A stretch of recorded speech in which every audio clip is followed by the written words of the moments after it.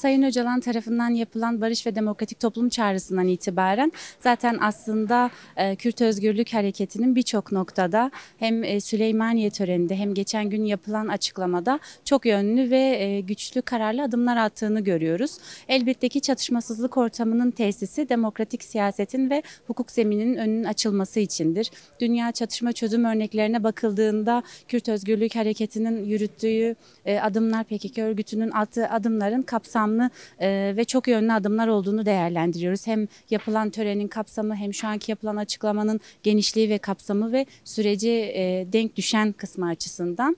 Bu noktada önemli bir adım ve hakikaten toplumda da geniş bir yankı uyandıran, geniş bir kapsam uyandıran bir adım.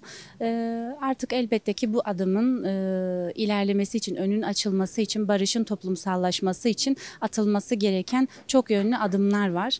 Bu noktada hem mecliste kurulan komisyonun hem bir bütünen bütün siyasi partilerin ve tüm Türkiye halklarının önünde aslında keskin bir dönemeç var. Gerçekten bütün halkların, kimliklerin, cinsiyetlerin, ekolojinin demokrasi kapısından geçebilmesi için önemli bir adım oluşturuldu. Yani Kürt sorununu aslında Türkiye'deki faşizm sorununu tanımlarken bunun bir bütünen devletli uygarlık sisteminin getirdiği tekçi, merkeziyetçi anlayış ve aslında en büyük sömürü tekeli olan ulus devlet mekanizmasının çözümlenerek atılması gereken adımlar olduğunu düşünüyoruz ve özgürlükçü bir perspektifle ele aldığımızda hem siyasetin hem hukukun demokratik bir reformdan geçirilmesi gerekiyor ve elbette ki yine dünya çatışma çözüm örneklerine bakıldığında karşılıklı adımların atılarak aslında bu sürecin ancak gerçekten bir demokratik entegrasyon sürecine evrilebileceğini görüyoruz.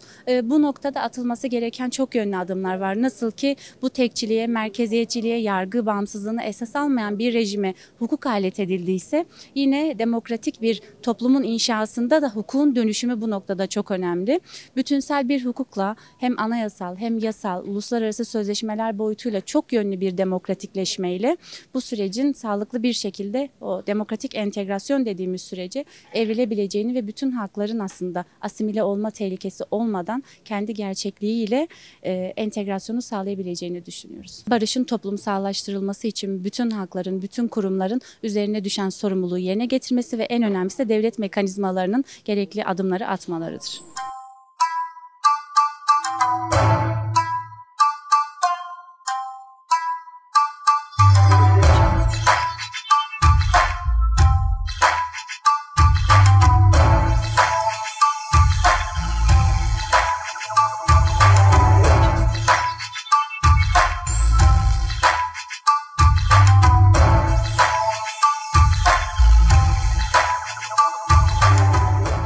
Tabii yani aslında PKK'nın çıkış koşullarını Sayın Öcalan yani görüşmelerde açıkça dile getirdi. Hangi şartlar, hangi koşullar altında buna ihtiyaç duyulduğunu ve bugünkü aşamayı geniş olarak değerlendirdi. Gerçekten de bugün eğer sadece Kürt hareketinin attığı adımlarla bir yere varılmak isteniyorsa ya da sadece meseleyi silah yakmaya ya da silah bırakmaya indirgeniyorsa bu gerçekten çok vahimdir. Yani bu meselenin ciddiyetinin farkında olmamak demektir.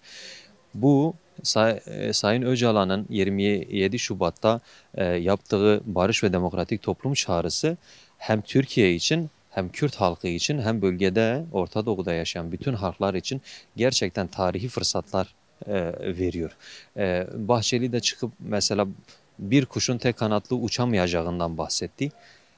Bir kanadını Kürt Özgürlük Hareketi Sayın Öcalan gerçekten sağlam bir şekilde çok tarihi adımlar atarak bunu sağlamlaştırdı.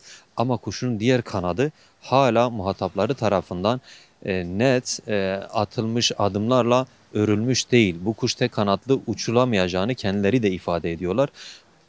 26 Ekim'de yine Kürt Özgürlük Hareketi'nin geri çekilme kararı gerçekten bu sürecin önünü açacak. Artık bu saldırılara, bu baskılara herhangi bir argüman bırakmayacak şekilde bir hamle oldu.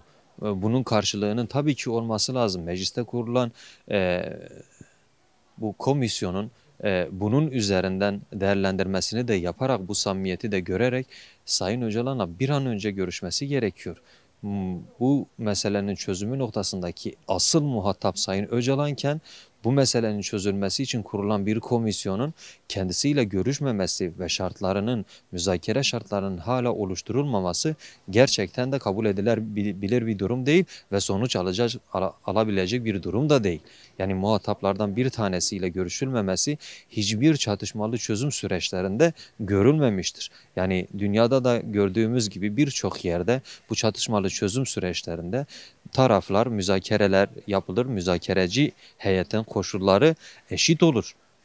Ve bunun önündeki bütün engelleri de Sayın Öcalan attığı bütün adımlarla bugüne kadar pekiştirdi.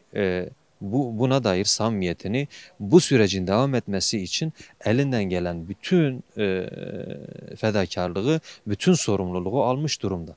Bu sürecin ilerleyebilmesi için tabii ki hem kurulan komisyonun, hem meclisin, hem de devlet ve hükümet muhataplarının bu işe bu samimiyetle yaklaşması gerekiyor. Bugün yaptığımız Demokratik Kurumlar Platformu'nun yaptığı açıklama da bu yönlüdür. Biz bu sürece katkı sunmak için, destek olmak için, bu süreci demokratik toplumu inşa etmek için başlattık ve bugün bir açıklama yapıldı. Tabii bu açıklama sadece Kürt Özgürlük Hareketi ya da Sayın Öcalan'ın bu meseleyi çözümü konusundaki desteği de değil, hükümetin de atması gereken adımları işaret etmek için bu basın açıklaması da yapıldı.